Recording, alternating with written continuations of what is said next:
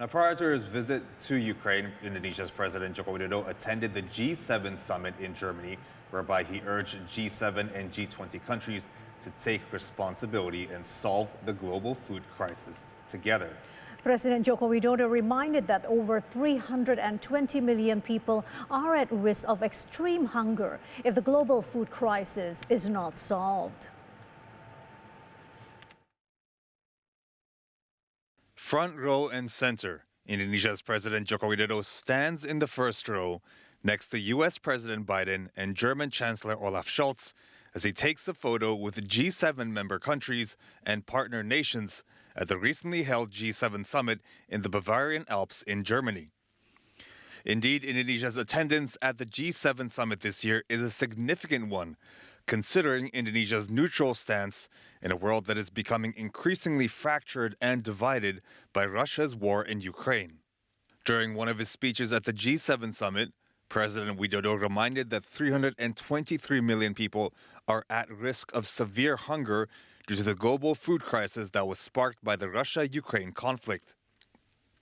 And the Indonesian president affirmed that G7 and G20 countries have a big responsibility to solve this global food crisis. Meanwhile, President Joko Widodo is also urging G7 nations to lift the sanctions of Russian fertilizer exports. The Indonesian president also urged countries to reintegrate Russian food exports into the global market, as this will otherwise have a dire consequence on global food supplies. Bapak Presiden juga menyampaikan pentingnya dukungan negara-negara G20 untuk mereintegrasi ekspor gandum dari Ukraina serta ekspor komoditi pangan dan pupuk Rusia ke dalam rantai pasok global.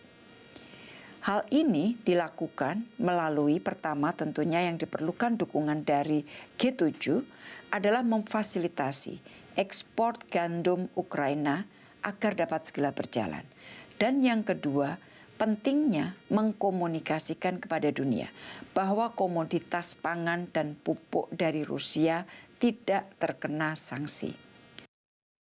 Currently, Indonesia's President Joko Widodo is on a peace-building mission as he is set to visit and meet with President Zelensky in Ukraine and also meet with President Putin in Russia.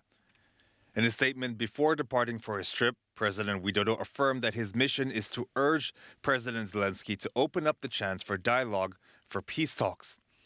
The Indonesian president will also urge Russia's President Putin to conduct a ceasefire and stop the war in Ukraine.